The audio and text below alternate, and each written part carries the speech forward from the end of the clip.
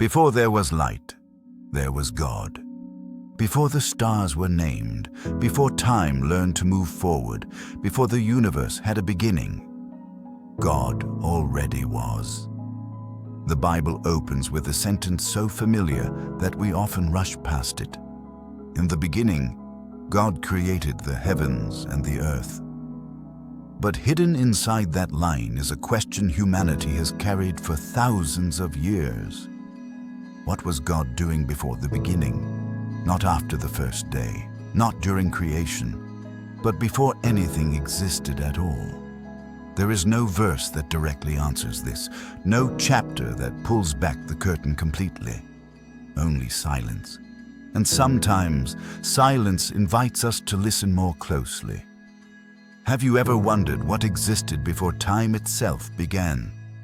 Or asked, even quietly, where was God before everything I know existed? If God created time, then what did before even mean to him? These are not rebellious questions. They are human ones, and the Bible does not shame us for asking. In fact, Scripture introduces God not as someone who came into being, but as someone who is. I am who I am. When God spoke those words to Moses, he wasn't giving a name. He was revealing a reality. God did not begin. God did not wait. God did not evolve into existence. He simply is. The prophet Isaiah writes that God is the everlasting God, not ancient, not old, everlasting.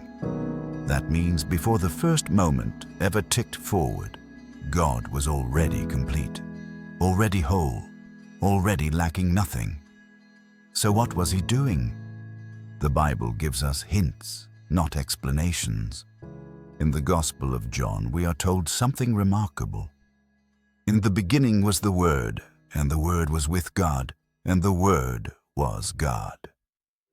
Before creation, there was relationship. Before light, there was communion. God was not alone in emptiness. The Father, the Word, and the Spirit existed in perfect unity, not boredom, not waiting, not silence filled with nothingness, but fullness. Love did not begin at creation. Love existed before anything was made, and that changes everything.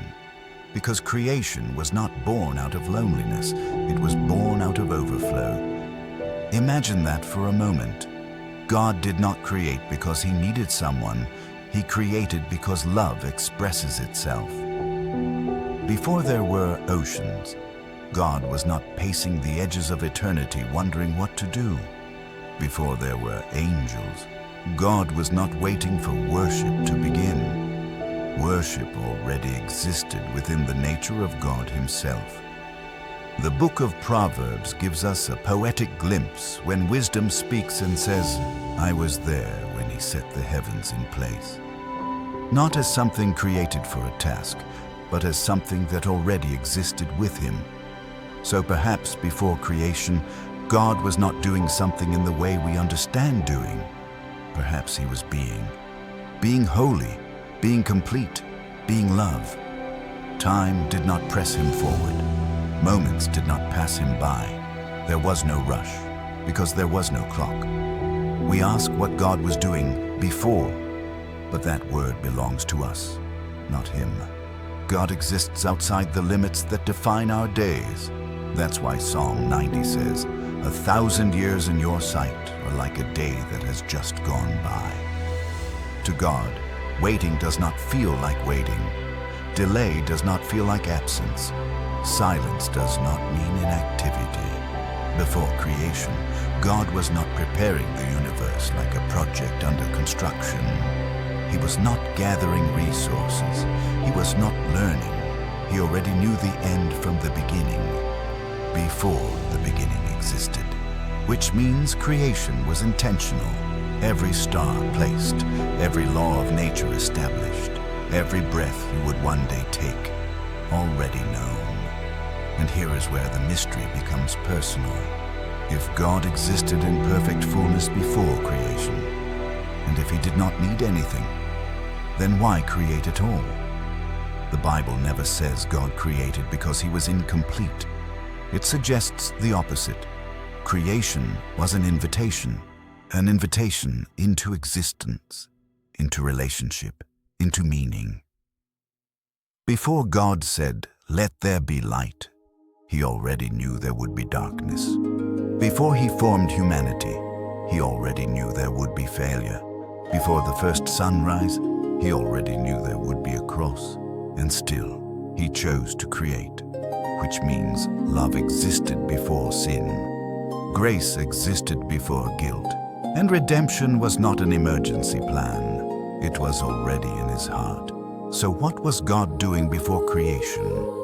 He was not reacting. He was not discovering. He was not becoming. He was choosing to share existence, choosing to reveal Himself, choosing to make room for beings who could know Him. And maybe that's why the Bible never satisfies our curiosity completely. Because the question isn't meant to end with information. It's meant to end with awe. When we realize that God existed fully before anything else, we understand something important. Your life is not an accident of time. Your existence is not a random moment in an endless universe. You were thought of before time began. Ephesians quietly tells us that God chose us before the foundation of the world, before the first day, before the first night, before creation had a voice. God already knew your name. So maybe the better question isn't what God was doing before creation. Maybe the question is this: why would a God who needed nothing choose to create you? And the Bible whispers the same answer again and again: love.